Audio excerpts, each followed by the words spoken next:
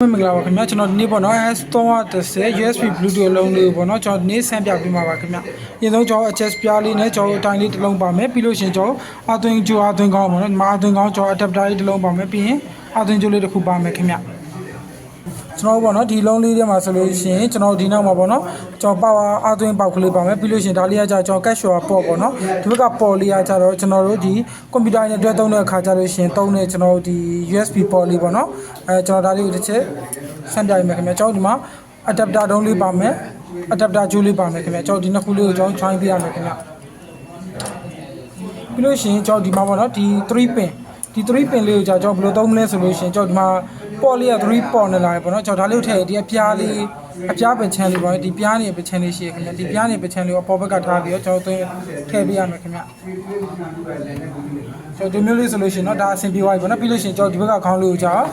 တော်ပြီးရင်ဒီခေါင်းလေးကိုကျွန်တော် power supply လေးနဲ့အားသွင်းပေးရမယ်ခင်ဗျာကျွန်တော်ပေါ့နော်ဒီလိုမျိုးလေးအားလေးသွင်းပြီးသွားပြီဆိုလို့ရှိရင် adapter ကြိုးလေးသွင်းပြီးသွားပြီဆိုလို့ရှိရင်ပေါ့နော်ကျွန်တော်အခု printer လေးကိုစပြီးတော့ကျွန်တော် set လေးဖွင့်မယ်ခင်ဗျာစပို့မယ်ဆိုကျွန်တော်ဒီမှာ physical key လေးချက်ပါပေါ့နော်ချက်နေလိုက်မယ်ပြီးရင်ကျွန်တော်အရင်ဆုံးပေါ့နော်သူကကြာဘောင်ချာစတစ်ကာနဲ့မျိုးစလုံးသုံးလို့ရတဲ့မျိုးစားလေးဖြစ်တဲ့ကြောက်ကြောက်ဘောင်ချာမို့စတစ်ကာမို့ကလေးချိန်ပေးရမယ်ခင်ဗျကျွန်တော်ဘောင်ချာမို့စတစ်ကာမို့ကလေးချိန်ပေးရမယ်ခင်ဗျကျွန်တော်ချိန်တဲ့ခါကျရင်ဒီမှာပေါ့နော်ဒီအချက်ခဲကိုကျွန်တော်တစ်ချက်ဖိလိုက်မယ်ပြီးလို့ရှိရင်ကျွန်တော်စက်ကူလေးကိုကျွန်တော်ဒီမျိုးပါသာပုံစံမျိုးထည့်ပေးရမယ်ခင်ဗျကျွန်တော်ဒီမှာပါသာပုံစံမျိုးလေး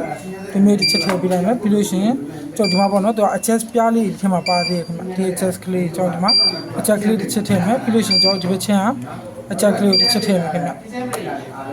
ဒီမျိုးအချက်ကလေးမိသွားပြီဆိုလို့ရှိရင်ကျွန်တော်ဖုန်းလေးကိုပိတ်လိုက်ရုံပဲခင်ဗျဒီဆိုလို့ရှိရင်ရပြီပေါ့နော်ပြီးရင်ကျွန်တော်စက်ကလေးတစ်ချက်ပြန်ပိတ်လိုက်မယ်ခင်ဗျကျွန်တော်ဘောင်ချာမို့စတစ်ကာမို့ပြောင်းပေးရမှာခင်ဗျဒီကောင်လေးကိုတစ်ချက်ဖိထားမယ်ပြီးလို့ရှိရင်ကျွန်တော်ပါလေးချက်ဖွင့်လိုက်မယ်ခင်ဗျ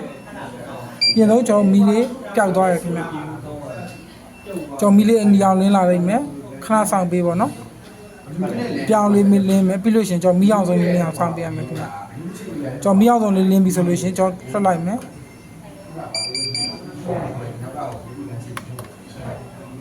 ဟုတ်ကဲ့ပါခင်ဗျကျွန်တော်အရင်ဆုံးပေါ့နော်ဒီက fit clock လေးကိုတစ်ချက်နေမယ်ပြီးလို့ရှိရင်ကျွန်တော်ဘေးမှာ power clock လေးပါတယ်ပေါ့နော် power လေးတစ်ချက်ဖွင့်လိုက်ခင်ဗျအရင်ဆုံးသူကမီးလေးပျောက်သွားလိမ့်မယ်ခင်ဗျမီးလေးပျောက်သွားပြီဆိုလို့ရှိရင်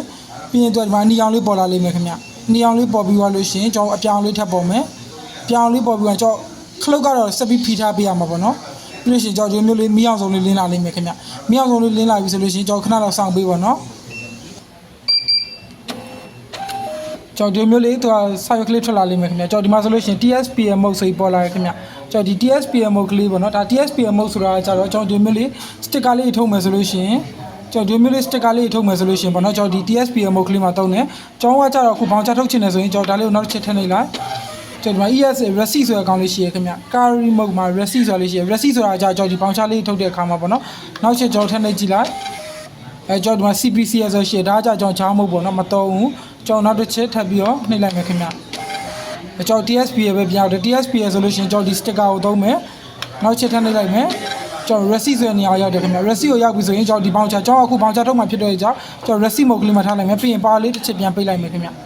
ပိတ်ပြီးသွားပြီဆိုကျွန်တော် power လေးတစ်ချက်ဖွင့်လိုက်ပြီဆိုတော့ねကျွန်တော်ဒါ receipt mode ကလေးကိုကျွန်တော်သုံးလို့ရပါပြီခင်ဗျ